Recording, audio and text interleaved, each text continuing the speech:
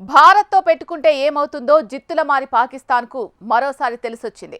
Pahalgam ఉగ్రదాడికి ప్రతీకారంగా operation సింధూర్తో ఉగ్రవాద శిబిరాలను నేలమట్టం చేయడంతో శత్రువు హడలెత్తిపోయాడు. పాకిస్తాన్తో ఇప్పటి వరకు జరిగిన 4 యుద్ధాల్లో భారతే విజయం సాధించింది. ఆపరేషన్ మేఘదూత్ నుంచి సింధూర్ దాకా మనదే విజయం అయినా కుక్కతోకలాగే పాకిస్తాన్ బుద్ధి కూడా వంకర.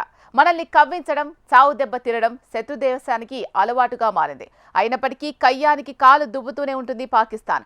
పొరుగు దేశంపై మన విజయాల పరంపరను ఒకసారి చూద్దాం. పాకిస్తాన్తో మళ్లీ యుద్ధం వస్తుందా? నిరంతరం కయ్యానికి కాలు దువ్వుతున్న ఆ దేశం మనతో యుద్ధంలో తట్టుకోగలదా? ఇటీవల తరచూ వినిపిస్తున్న ప్రశ్నలు ఇవే. ప్రపంచంలో శక్తివంతమైన సైన్యాల్లో ఒకటిగా పేరొందిన భారత సైన్యం సంఖ్యాపరంగా ప్రపంచంలో 2వ స్థానంలో ఉంది. బ్రిటిష్ సామ్రాజ్యంలో అంతర్గతంగా 1895లో ఏర్పడిన బ్రిటిష్ ఇండియన్ ఆర్మీది మొదటి నుంచి ఘన చరిత్రే. మొదటి 2వ ప్రపంచ యుద్ధాల్లో బ్రిటిష్ వారి తరపున భారత సైన్యంలోని యోధుల పరాక్రమాలకు కొదవేలేదు. మొదటి ప్రపంచ యుద్ధంలో బ్రిటన్ నిలిచింది అంటే భారత సైనికుల కారణంగానే. 1947లో దేశ స్వాతంత్ర్యంతో పాటు బ్రిటిష్ ఇండియన్ ఆర్మీ కూడా పంపకాలకు గురైంది. భారత సైన్యానికి ఇండియన్ ఆర్మీ అనే పేరు స్థిరపడింది. భారత్తో చేసిన అన్ని యుద్ధాల్లోనూ పాకిస్తాన్కు పరాభవమే కనిపిస్తుంది. కాబట్టి వారి ఉత్తర కుమార ప్రగల్భాలను పట్టించుకోవాల్సిన అవసరమే లేదు.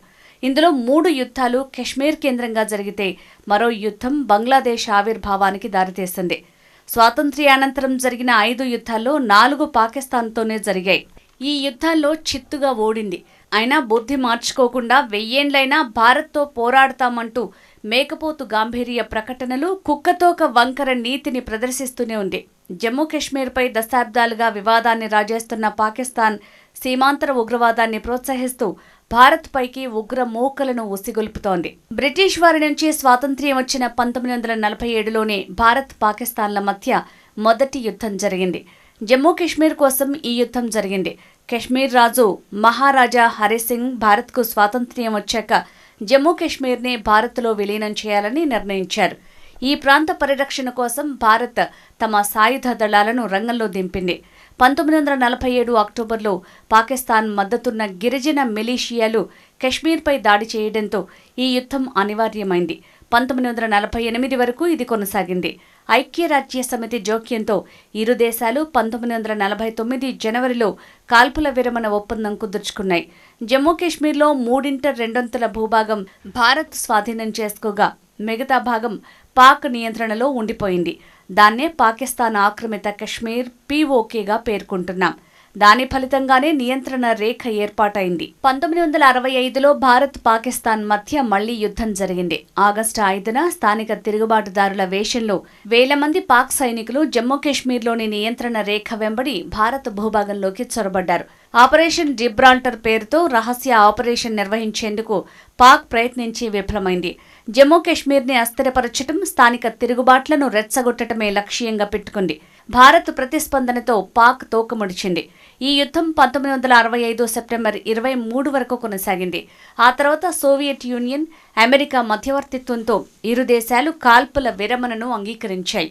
జమ్మూ కశ్మీర్లోని లద్దాఖ్ ప్రాంతంలో ఉన్న సియాచిన్ భారత్ పాకిస్తాన్ మధ్య ఉన్న కీలక ప్రాంతం. పూర్తిగా మంచుతో ఉండే ఈ గ్లేసియర్ మీద కన్నేసింది పాకిస్తాన్. దీంతో భారత్ 1984లో లద్దాఖ్లోని సియాచిన్ గ్లేసియర్లో కీలక ప్రాంతాలను స్వాధీనం చేసుకునేందుకు ఆపరేషన్ మేఘదూత్ని చేపట్టింది. సాల్టోరో రిడ్జ్పై పైచేయి సాధించిన భారత బలగాలు ఆ ప్రాంతంలో శాశ్వత స్థావరాన్ని ఏర్పాటు చేశాయి. అత్యంత ఎత్తైన ప్రదేశంలోని ఆ యుద్ధ భూమి భారత్కు ఓ వ్యూహాత్మక కేంద్రంగా మారింది. ఇప్పటికీ అక్కడ మన బలగాల గస్తీ కొనసాగుతోంది. 1999లో భారత్ పాకిస్తాన్ల మధ్య కార్గిల్ యుద్ధం ఎత్తైన పర్వత ప్రాంతాల్లో సాగింది. జమ్మూ కశ్మీర్లోని కార్గిల్ సెక్టార్లో పర్వత ప్రాంతాలను పాకిస్తాన్ దళాలు, ఉగ్రవాదులు ఆక్రమించడంతో ఈ యుద్ధం అనివార్యమైంది. ఈ క్రమంలో ఆపరేషన్ విజయ్ పేరుతో సైన్యం సాగించిన పోరాటానికి భారత వైమానిక దళం ఆపరేషన్ సఫేద్ సాగర్ పేరుతో సహకారం అందించింది. పాక్ సైన్యాన్ని, ఉగ్రవాదులను తరిమి కొట్టిన భారత్ ఈ యుద్ధంలో విజయం సాధించింది. 1999 మేలో ప్రారంభమైన ఈ యుద్ధం జూలై వరకు జరిగింది. ఏటా జూలై 26న కార్గిల్ విజయ్ దివస్ పాటిస్తారు. ఇలా ప్రతి యుద్ధంలోనూ ఓడిపోతున్న భారత్ ప్రతీకార దాడులతో బుద్ధి చెప్తున్నప్పటికీ పాకిస్తాన్ బుద్ధి మాత్రం మారలేదు. భారత్తో కుదిరిన తాష్కెంట్, సిమ్లా, లాహోర్ ఒప్పందాలకు తూట్లు పొడిచింది. సీమాంతర ఉగ్రవాదాన్ని ప్రోత్సహిస్తూ భారత్పై ఉగ్రమూకలను ఉసిగొల్పుతోంది.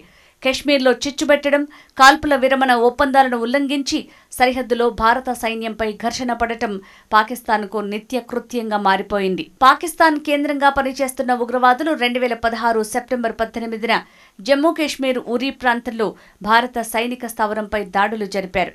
దీనిలో 19 మంది సైనికులు మరణించారు. సెప్టెంబర్ 28, 29న నియంత్రణ రేఖ వెంబడి భారత సర్జికల్ స్ట్రైక్ నిర్వహించింది. పాక్ ఆక్రమిత కశ్మీర్లో ఉగ్రవాదుల శిబిరాలు, తండాలను లక్ష్యంగా చేసుకుంది. చొరబాట్లకు సిద్ధమవుతున్న ముష్కరులను మట్టుబెట్టింది. భారీ సంఖ్యలో ఉగ్రవాదులు మరణించారు. సీమాంతర ఉగ్రవాదాన్ని అంతం చేయటంలో సరికొత్త పంథాను అనుసరిస్తున్నట్లు ఈ ఘటనతో నిరూపించుకుంది. 2019 ఫిబ్రవరి 14న జరిగిన పుల్వామా ఉగ్రదాడిలో 40 మంది సిఆర్పీఎఫ్ సిబ్బంది మరణించారు. ఈ దాడులు తామే చేసినట్లు జైషే మహమ్మద్ ప్రకటించుకుంది. ప్రతిస్పందనగా భారత వాయుసేన పాకిస్తాన్లోని బాలాకోట్ ప్రాంతంలో జైషే మహమ్మద్ ఉగ్రవాద శిక్షణా శిబిరంపై అదే నెల 26న వైమానిక దాడులు చేసింది. ఫైటర్ జెట్లతో పాక్ భూభాగంలోకి ఉగ్రవాద శిబిరం లక్ష్యంగా ఈ దాడి జరిగింది. 1971 యుద్ధం తర్వాత పాకిస్తాన్ భూభాగంలోకి వెళ్లి దాడులు చేయటం అదే తొలిసారి. ఇటీవల పహల్గాంలోనూ పాకిస్తాన్ ప్రేరేపిత ఉగ్రవాదుల ఊచకోతకు పాల్పడింది. ఉగ్రవాదులు 26 మందిని కాల్చి చంపారు. కన్నవారి, కట్టుకున్నవారి కళ్ల ముందే ప్రాణాలు తీసిన తీరు యావత్ ప్రపంచాన్ని దిగ్భ్రాంతికి గురిచేసింది. దీనికి ప్రతీకారంగా ఆపరేషన్ సింధూర్ చేపట్టిన భారత్ పాకిస్తాన్తో పాటు పాక్ ఆక్రమిత కశ్మీర్లోని మొత్తం 9 ఉగ్ర స్థావరాలపై దాడులు చేసింది. ఈ దాడుల్లో పదుల సంఖ్యలో ముష్కరులను భారత సైన్యం మట్టుబెట్టింది. భారత సత్తాను పాకిస్తాన్ మాత్రమే కాదు, యావత్ ప్రపంచం ఆసక్తిగా చూసింది.